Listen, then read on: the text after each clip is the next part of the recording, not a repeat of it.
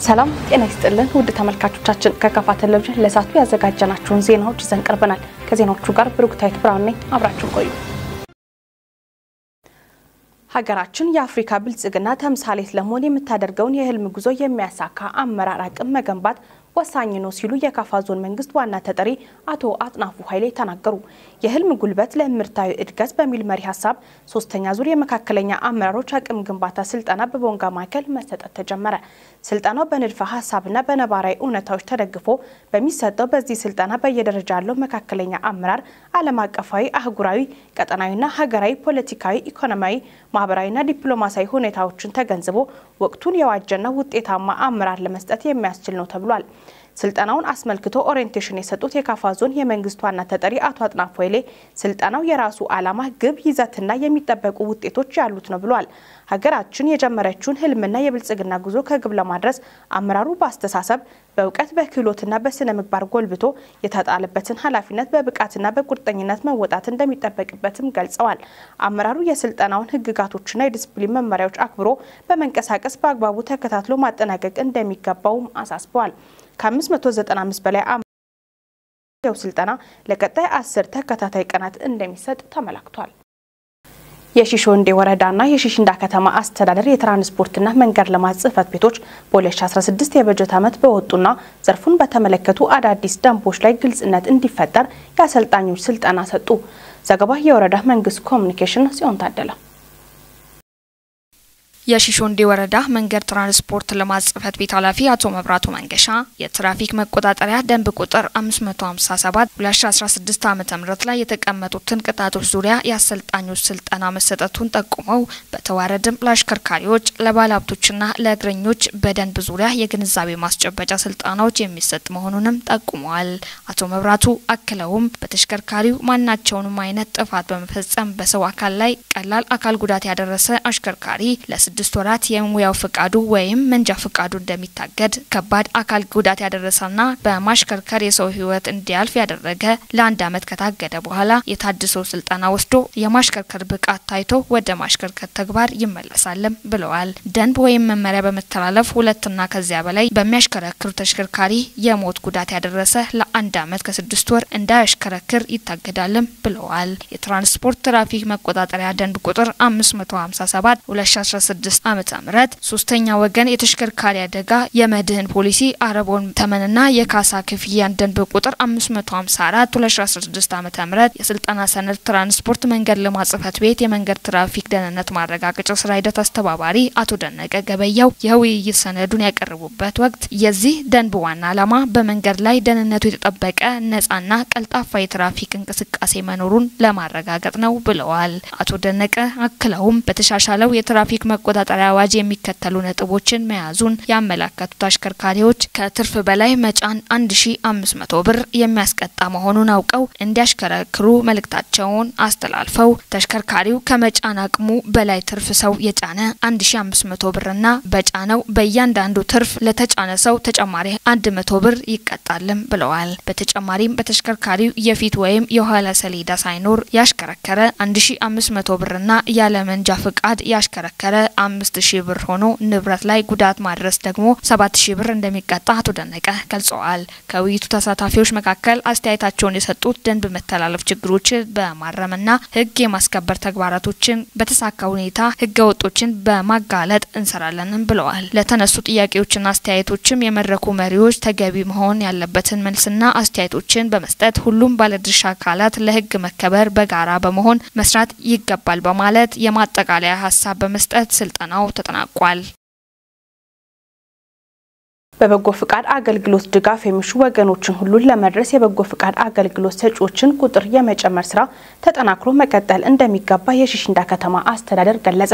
የከተማ አስተዳደሩ በጎነት ለኢትዮጵያ ከፍታ በሚል መሪ ቃል ሲተገበር የቆየውን የ2016-17 ዓ.ም በጎ ፍቃድ አገልግሎት የማጠቃለያ መርሃ ግብር አካሂዷል። ዘገባ የሺሽንዳ ከተማ አስተዳደር መንግስት ኮሙኒኬሽን ነው። ቤተልሔም መምሩ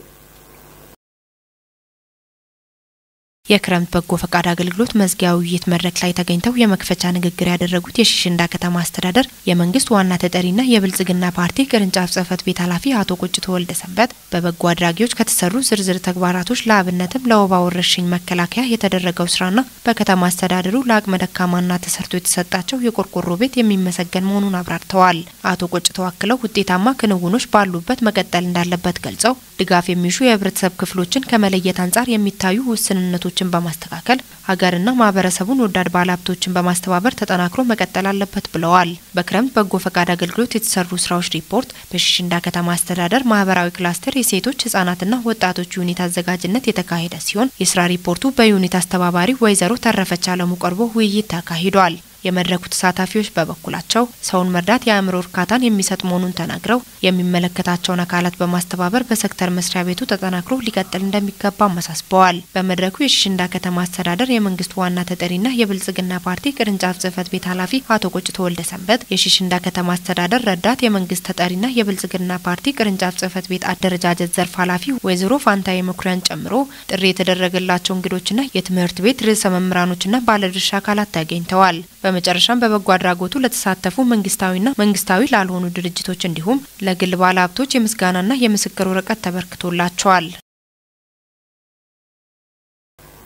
የሳይለም ወረዳ ጤና ጥበቃ ጽህፈት ቤት በ2016 የስራ ዘመን ላስመዘገበው አፈጻጸም ከጤና ሚኒስቴር ሽልማትና እውቅና ተሰጠው። በወረዳው በጤና ተቋማት የሚሰጡ አገልግሎቶች ከጠበቁት በላይ እንደሆነባቸው አስተያየት ሰጪዎች ተናግረዋል። ዘገባው የወረዳ መንግስት ኮሙኒኬሽን ነው። ክፍል ያለው ጽህፈት ቤቱ በፌዴራል ጤና ጥበቃ ሚኒስቴር በተዘጋጀው የ2016 ዓ.ም አጠቃላይ አፈጻጸም ግምገማ በለውጥ ተግባራትና የጤና ሪፎርም ስራዎችን እንዲሁም 18ቱን የጤና ፓኬጆችን በህብረትና በትጋት በመስራቱ ነው ከክልሉ አንደኛ ሆኖ በሚኒስቴሩ የተሸለመው።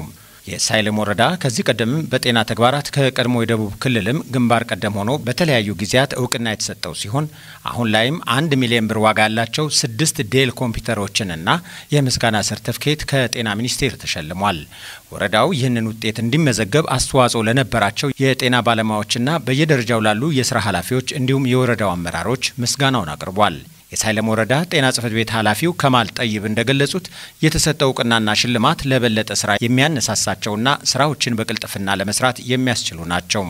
ኃላፊው አክለው ተገቢውን የሕክምና አገልግሎት በተገቢው ሰዓትና ቦታ እንዲሁም በሰለጠነ የሰው ኃይል መስጠት በመከላከልና በሕክምና ስራዎች ሊከሰቱ የሚችለውን አደጋዎችና በአላስፈላጊ መንገድ የሚወጡ ወጪዎችን ለማስቀረት ድርሻው የጎላ መሆኑን አመልክተዋል። ጽህፈት ቤቱ መከላከልን መሰረት ያደረገው የጤና ፖሊሲ ተግባራዊ መሆን ከጀመረ ወዲህ የተገኙ መልካም ተሞክሮችን ለማስቀጠልና በሂደቱ ያጋጠሙ ተግዳሮቶችን በመለየት በስራ አቅጣጫ ዙሪያ ሳምንታዊና የሩብ ዓመት ቋሚ ግምገማና የግብረ መልስ አሰጣጥ ሂደት መኖሩን አቶ ከማል አክለዋል። በወረዳው የእናቶችና ህጻናት ሞትን በመቀነስ እንዲሁም የአገልግሎት ተደራሽነትን በማሻሻል በተለይም በጤና ጣቢያና ጤና ኬላ መካከል ያለውን ግንኙነት በማጥበቅ የተከናወኑ ተግባራት ለዘርፉ ውጤታማነት ጉልህ አስተዋጽኦ ማበረከታቸውንም አስረድተዋል። በወረዳው ጤና ጣቢያ ልጃቸውን እያሳከሙ ሳለ አግኝቶ የወረዳው የመንግስት ኮሙኒኬሽን ያነጋገራቸው የሚሶ ቀበሌ ነዋሪ የሆኑት አቶ ጌታቸው ዲባባ እንደገለጹት በተቋሙ ያለው የአገልግሎት አሰጣጥ ሂደት ከጠበቁት በላይ መሆኑን ጠቅሰዋል። በ18ቱ የጤና ፓኬጆች ዙሪያ የጤና ኤክስቴንሽን ሰራተኞችና ሌሎች የጤና ባለሙያዎች እያደረጉት ያሉት ድጋፋዊ ክትትል በኑሯቸው ከፍተኛ ለውጥ ማሳየቱንም ገልጸዋል። ሌላኛው ተገልጋይ የቃከራ ቀበሌ ነዋሪ የሆነው አስፋው አቱሞ የጤና ኤክስቴንሽን ፕሮግራሞችን ተግባራዊ በማድረጋቸው በግልና በአካባቢ ንጽህና ጉድለት ከሚመጡ ተላላፊና ተላላፊ ካልሆኑ በሽታዎች ከመታደግ በተጨማሪ በዘርፉ ከሚከሰቱ አላስፈላጊ ወጪዎች መትረፋቸውንም ተናግረዋል። ወደቲ ጋጭሉና ቦንደጊ በትደቆ ኦጋቶና ኤምርክ ሞቱኖን ጢሾ ቃዮ ለህብረተሰቡ የጤና አገልግሎቶችን ተደራሽና ጥራት ያላቸው እንዲሆኑ ለማድረግ መንግስት እያከናወናቸው ካሉ ተግባራት ባሻገር የግል ባለሀብቶችና መንግስታዊ ያልሆኑ ሲቪክ ማህበራት ሚናቸውን እንዲወጡ የክልሉ ጤና ቢሮ ጠየቀ። በአዲ ወረዳ የሚገኙ የአዲዮ የመጀመሪያ ደረጃ ሆስፒታል ግምታቸው ከ250 ሺህ ብር የሚሆኑ የመኝታ ቁሳቁሶች በአንድ ባለሀብት ተለግሰውለታል። ክፍለ ዓለሙ ትንታኔውን አሰናድቷል። በድጋፍ ርክክቡ ስነ ስርዓት ላይ የተገኙትና ድጋፉን ያስተባበሩት የክልሉ ርዕሰ መስተዳድር የማህበራዊ ጉዳዮች አማካሪው አቶ ደነቀ ማሞ የመጀመሪያ ደረጃ ሆስፒታሉ ግንባታ ተጠናቆ ለአገልግሎት ክፍት በተደረገበት ወቅት በገቡት ቃል መሰረት ድጋፉን እንዲያደርጉ ባለሀብቱ አቶ አብይ እሸቱን መጠየቃቸውን አስታውሰው አሁን ላይ ባለሀብቱ ጥያቄያቸውን ተቀብለው ላደረጉት ድጋፍ ምስጋናቸውን አቅርበዋል። መንግስት ሁሉን ነገር አይችልም፣ የሚችለውን ያደርጋል፣ ህዝብም የአካባቢ ህብረተሰብ ያደርጋል። ስለዚህ በጎ አድራጎት አካላትንም ደግሞ እናስተባብራለን ብለን ቃል ገብተን ነበር። በአጋጣሚ ደግሞ እኔም እዚህ ቃል ገብቼ በዛሬው ዕለት ለዚህ ሆስፒታል በግላቸው 50 ፍራሾችን ከፋብሪካ አሳዝዘው ያመጡ እና እንዲሁም ዘመዶቻቸውን በማስተባበር 50 ብርድ ልብስና 50 አንሶላ ለዚህ ሆስፒታል ያመጡ ወንድማችን አብይ በአጋጣሚ እዚህ ቃልም ስንገባ አብሮን ነበር። የተዋወቅነው ሚዛን ነው። ስለዚህ በተቻለ መጠን ያው እኛ አመራሮች ስንሆን በተቻለ መጠን ጉድለቶችን ደግሞ መተባበር አለብን ብዬ ወዲያው ሐሳብ አቀረብኩለት። ምንም ችግር የለም ብሎ በዛሬው ዕለት የኔንም ጥሪ ያማቾችን አገር ጥሪ በመስማት በእንደዚህ አይነት ትብብር ስላደረገልን አቶ አብይን አመስግኑልን።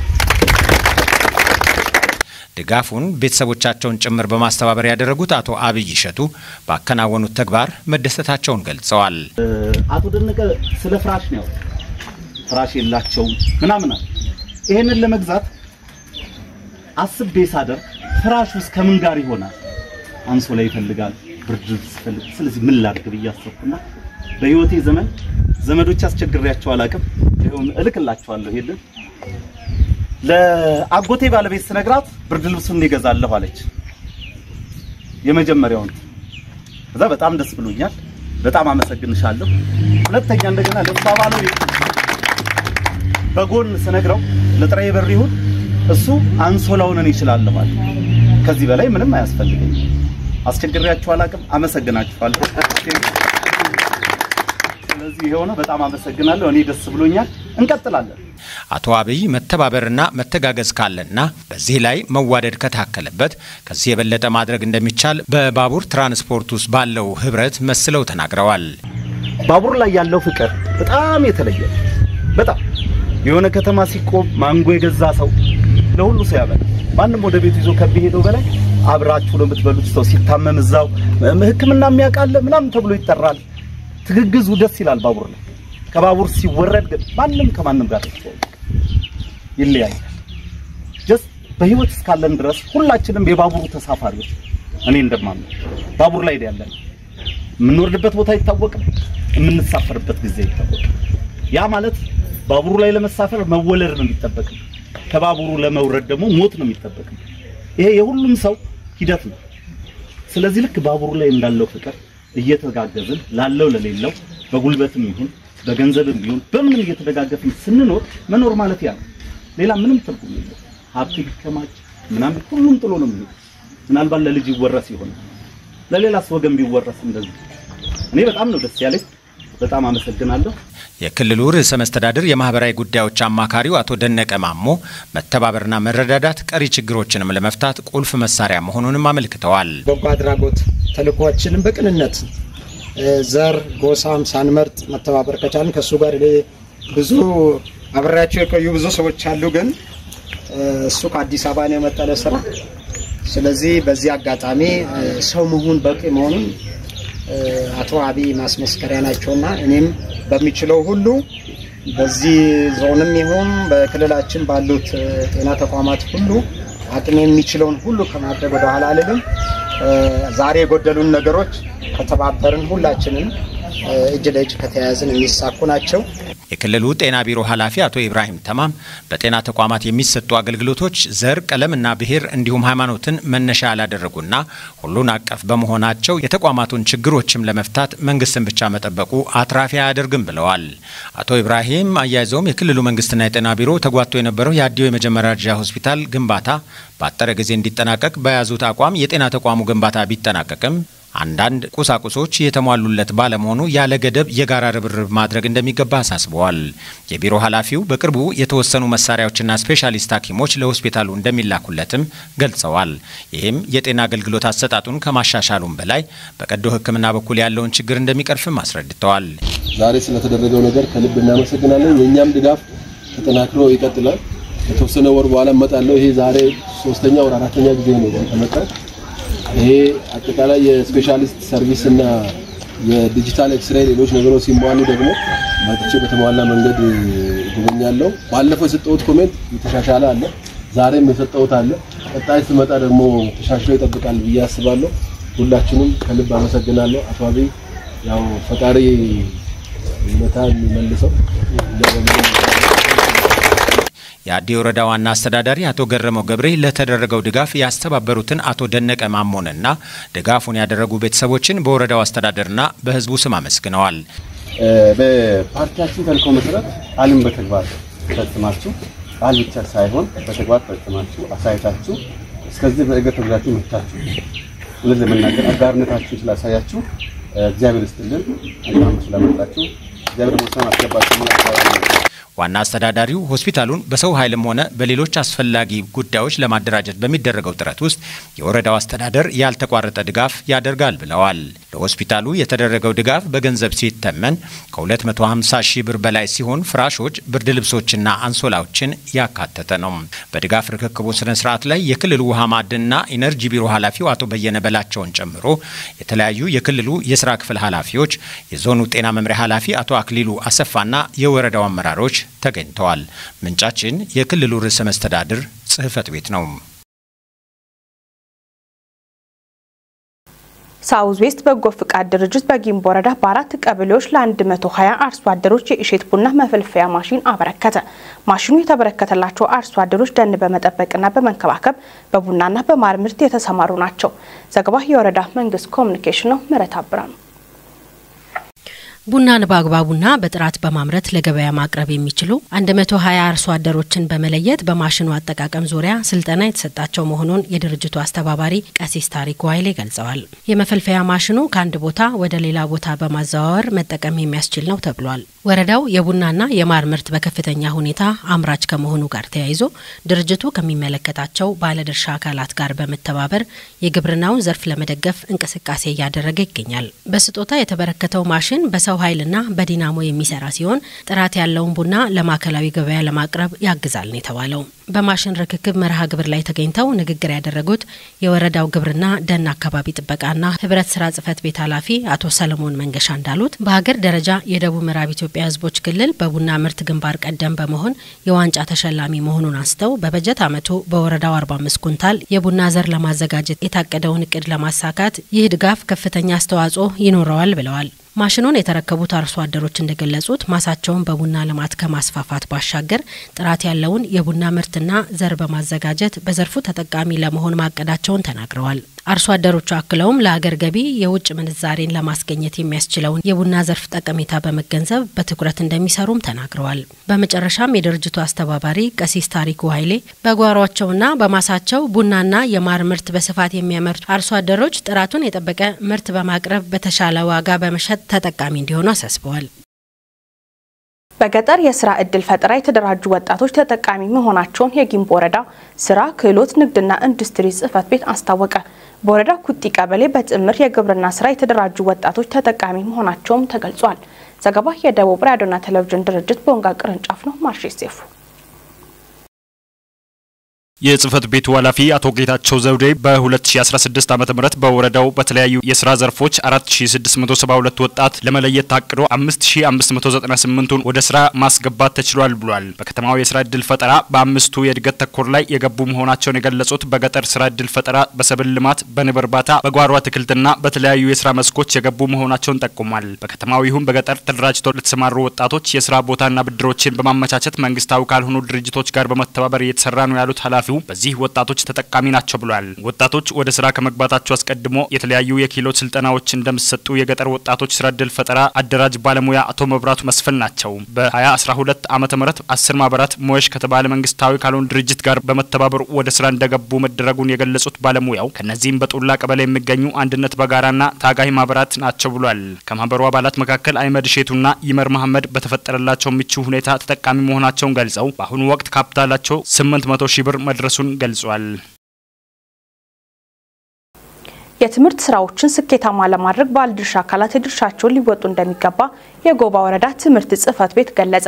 ጽህፈት ቤቱ በቅድመ መደበኛ ትምህርት ማስፋፊያና የትምህርት ቤት አምባሳደሮች ምደባን በተመለከተ ስልጠና ሰጥቷል። ዘገባ የወረዳ መንግስት ኮሙኒኬሽን ነው። ተጨማሪ አለ። በመድረኩ ተገኝተው የመክፈቻ ንግግር ያደረጉት የጎባ ወረዳ ዋና አስተዳዳሪ አቶ ታረቀኝ ታደሰ በመማር ማስተማር ሂደት የሚስተዋሉ ችግሮችን ተወያይተን በመፍታት የተማሪዎችን ውጤት ለማሻሻል ጉዳዩ ከሚመለከታቸው አካላት ጋር በመቀናጀት ትኩረት ተሰጥቶበት እንደሚሰራ ተናግረዋል። አሁን እየታየ ያለው የተማሪዎች ውጤት ማሽቆልቆል ለአንድ ወገን የሚተው ሳይሆን የሁሉንም ርብርብ የሚጠይቅ በመሆኑ ክፍተቶችን በመለየት ተገቢውን ድጋፍ ማድረግ ይገባል ብለዋል። በመድረኩም ላይ በቅድመ መደበኛ ትምህርት ማስፋፊያና የትምህርት ቤት አምባሳደሮች ምደባን በተመለከተ የአፈጻጸም ሰነድ በጽህፈት ቤቱ የትምህርት ቤቶች መሻሻል ስራ ሂደት ቡድን መሪ በአቶ ቆጭቶ በቀለ የቀረበ ሲሆን በቀረበው ሰነድ ላይ የስልጠናው ተሳታፊዎች የተለያዩ ሀሳቦችን አንስተው ጥልቅ ውይይትም ተደርጓል። በባለሙያዎች ለተነሱ ጥያቄዎችና ሀሳብ አስተያየቶች ምላሽና ማብራሪያ የተሰጠ ሲሆን የወረዳው ትምህርት ጽህፈት ቤት ኃላፊ አቶ አስፋቸው አጥሞ በበኩላቸው ውጤቱም ውድቀቱም የጋራ በመሆኑ ተናበን በመስራት የወረዳችን የተማሪዎች ውጤት ለማሻሻል ልንሰራ ይገባል ብለዋል። የወረዳው ብልጽግና ፓርቲ ቅርንጫፍ ጽህፈት ቤት ኃላፊና የመንግስት ዋና ተጠሪ አቶ ብዙአየው ተስፋዬ በዚህ ወቅት እንደተናገሩት የመማር ማስተማር ስራውን ውጤታማ ለማድረግ ህብረተሰቡን ማሳተፍና ማስተባበር እንደሚያስፈልግ አስገንዝበዋል። ከባለሙያዎችና ከተሳታፊዎች በወረዳው ፈታ ይገባል ተብሎ ለተነሱ ጥያቄዎች የወረዳው ዋና አስተዳዳሪ አቶ ታረቀኝ ታደሰ ለትምህርት ስራዎች ከመቼውም በበለጠ በትኩረት እንሰራለን ሲሉ ማብራሪያ ሰጥተዋል። በስልጠናው ርዕሰ መምህራን፣ ሱፐርቫይዘሮችና የመምህራን ተወካዮች ተሳትፈዋል ሲል የዘገበው የጎባ ወረዳ የመንግስት ኮሙኒኬሽን ነው። አዲሱ የግብርናና ገጠር ልማት ፖሊሲ የግብርና ክፍል ኢኮኖሚን የመሪነት ሚና በማሳለጥ የኢትዮጵያ የብልጽግናን ራዕይ በሚያሳካ መልኩ የሚተገበር መሆኑን የግብርና ሚኒስቴር አስታወቀ። የግብርና ሚኒስቴር የክልል ግብርና ቢሮዎችና ተጠሪ ተቋማት እንዲሁም የስራ ኃላፊዎች በተገኙበት የግብርናና ገጠር ልማት ፖሊሲ የትውውቅ መድረክ በቢሾፍቱ ከተማ አካሂዷል። ዘገባ የኢትዮጵያ ዜና አገልግሎት ነው። ሀብታሙ ወልደስላሴ። ግብርና ሚኒስቴር ክልል ግብርና ቢሮዎችና ተጠሪ ተቋማት የስራ ኃላፊዎች በተገኙበት የግብርናና የገጠር ልማት ፖሊሲ መድረክ በቢሾፍቱ ከተማ ተካሂዷል። በዚሁ መድረክ ላይ የግብርና ሚኒስቴር ዶክተር ግርማ አመንቴ እንደተናገሩት የግብርናውን ክፍል ኢኮኖሚ ለሀገራዊ እድገት አንበሳውን ድርሻ እየተጫወተ ይገኛል ብለዋል። በአረንጓዴ አሻራና በልማት ትሩፋት የተጀመሩ ስራዎችን እና ምርታማነትን በማሳደግ በቂ የአትክልትና ፍራፍሬ እንዲሁም የእንስሳት ተዋጽኦ ምርት ለገበያ እንዲቀርብ ማስቻላቸውንም ገልጸዋል። በተለይም የግብርና ባንክ በማቋቋም ጭምር የገንዘብ ብድር አገልግሎት የሚያገኝበት እድል እንዲፈጠር የሚያደርግ ነው ብለዋል። የገጠር ግብርናና መዋቅራዊ ሽግግር ማሳለጥ የኢትዮጵያ ብልጽግና ራዕይ ለማሳካት ቁልፍ መሳሪያ መሆኑንም አብራርተዋል። ሚኒስቴሩ ለፖሊሲው ማስፈጸሚያ አዋጅና ሌሎች መመሪያዎችን ግብርና ሽግግርን ለማሳለጥ በትኩረት እየተሰራ እንደሚገኝም ተናግሯል። ሚኒስቴሩ ፖሊሲው የወል እርሻ ልማት፣ የዘርና የእንስሳት ጤና አዋጆች ተግባራዊ ማድረግ በሰብል እንስሳትና የተፈጥሮ ሀብት ምርታማነት ላይ ዘመናዊ የግብርና ስርዓትን መዘርጋት የሚያስችል መሆኑንም አነስተዋል። በ2016 ዓመተ ምህረትና በ2017 የመኸር ወቅት 20 ሚሊዮን ኩንታል የአፈር ማዳበሪያ ለአርሶ አደሩ በማሰራጨት በ20 ሚሊዮን ሄክታር መሬት ላይ የተሻለ ምርት ለመሰብሰብ ዝግጅት መደረጉንም ተናግሯል። ትና ምርታማነት በመጨመር የገበያ ፍላጎት የሚመልስ አቅርቦት መፍጠር እንዲቻል በዘር የተሸፈነውን ሰብል በተገቢው መንገድ መሰብሰብ እንደሚያስፈልግም አጽንኦት ሰጥተዋል። ለ2017 እና ለ2018 የምርት ዘመን 20 ሚሊዮን ኩንታል የአፈር ማዳበሪያ ለማቅረብ የግዢና የማጓጓዣ ሂደት መጀመሩንም ጠቁሟል። ሚኒስቴሩም የማይክሮ ኢኮኖሚ ማሻሻ ወደ ተሻለ ተግባራ መገባቱ አርሶና አርብቶ አደሩ ከእንስሳት ንግድ ተጠቃሚ ያደረገ እንደሚገኝም ተመላክቷል። አዲሱ የግብርናና ገጠር ልማት ፖሊሲ መሰረት በ2030 ዓመተ ምህረት የግብርናውን መዋቅራዊ ሽግግር ማረጋገጥ በገጠር መሰረታዊ ለውጥ ለማምጣትና ለሀገር ብልጽግና ጉልህ ሚና የሚጫወት ሆኖ የማየት ራዕይ ተይዟል። ነባሩ የግብርናና ገጠር የገጠር ልማት ፖሊሲ ከ20 ዓመታት በላይ በስራ ላይ የቆየ ሲሆን ሚያዝያ 17 2016 ዓ.ም የተሻሻለ ፖሊሲ በሚኒስቴሮች ምክር ቤት መጽደቁንም አስታውሷል። የኩታ ገጠም እርሻ መሰረታዊ እሳቤ የምግብ ዋስትናን ከማረጋገጥ ባለፈ ምርትን ገበያ ተኮር ማድረግ ነው ሲል የግብርና ትራንስፎርሜሽን ተቋም ገለጸ። ዘገባው የኢትዮጵያ ብሮድካስቲንግ ኮርፖሬት ነው። ምህረት ማሞ የተቋሙ የግብርና ኮርፖሬሽን ሜካናይዜሽን ክላስተር ሲኒየር ዳይሬክተር ዶክተር ዳኛቸው ሉሌም ከኢትዮጵያ ብሮድካስቲንግ ኮርፖሬት ጋር በነበራቸው ቆይታም የኩታ ገጠም እርሻ አርሶ አደሮቹ ላላቸው የተበጣጠሰ መሬት አቀናጅተው እንዲያርሱ ያግዛቸዋልን ብሏል። ይህም ለምርታማነትና ገበያ ትስስር የሚኖራቸው ድርሻ የላቀ ስለመሆኑ ነው ያነሱት። ግብርና በኢትዮጵያ የረጅም ጊዜ ታሪክ ያለው ቢሆንም በሚፈለግበት ልክ ውጤት ማምጣት አለመቻሉን ዳይሬክተሩ ተናግረዋል። ለምርት መጨመር ዋነኛ ምክንያት የግብዓት አጠቃቀም መሆኑን በማመላከት የኩታ ገጠም እርሻ አርሶ አደሮች አስፈላጊውን የግብርና ግብዓቶችና ሜካናይዜሽን ቴክኖሎጂዎችን በአግባቡ እንዲጠቀሙ ስለሚያደርግ ለምርት መጨመር የጎላ አስተዋጽኦ እንደሚያበረክትም ተናግረዋል። የኩታ ገጠም የግብርና ዘዴ ለትራክተርና ኮምባይነር እንዲሁም ለሌሎች ዘመናዊ የግብርና ቴክኖሎጂዎች አጠቃቀም ምቹ ሁኔታዎችን እንደሚፈጥርም ነው ያስረዱት። ይህ ዘዴ አርሶ አደሮች የእርሻ ስራቸውን በተመሳሳይ ጊዜ እንዲያከናውኑና የገበያ ትስስር እንዲፈጠርላቸው ያግዛቸዋልም ብሏል። ለአብነትም ሞጆ አካባቢ የተመረተው አቮካዶ አመርቂ ውጤት ማስገኘቱን ጠቅሰው ወደ አውሮፓ ሀገራት ኤክስፖርት መደረግ መጀመሩን ሲኒየር ዳይሬክተሩ አንስተዋል። ኢትዮጵያ አሁን ላይ እየተከተለች ያለችው የግብርና ዘዴም ምርትና ምርታማነትን ከማሳደግ አኳያ አዋጭ ስለመሆኑ ነው የገለጹት። ግብርናውን በዝናብ ላይ ብቻ እንዳይመረኮዝ በማድረግና የመስኖ ስራዎችን በማስፋት የተሻለ ምርት ማግኘት እንደሚቻልም ጠቁሟል። አርሶ አደሮቹ የወቅቱን የአየር ሁኔታ በሚመለከት የአስተራረስ ዘዴንና ሌሎች ተያያዥ ጥያቄዎቻቸውን ምላሽ የሚያገኙበት 8121 ነጻ የስልክ መስመር መዘርጋቱን ዶክተር ዳኛቸው ሉሌ ተናግረዋል። የተከበራችሁ ተመልካቾቻችን ከካፋ ቴሌቪዥን ለሳቱ ያዘጋጀናቸው ዜናዎች እስካሁኖቹ ነበሩ። ዜናዎቹን በመምራት ብሩክታይት ብርሃኑ አብራችሁ ቆይታ ያደረኩ። ቀሪ የስፖርት ዜና ይቀጥላል። መልካም ጊዜ።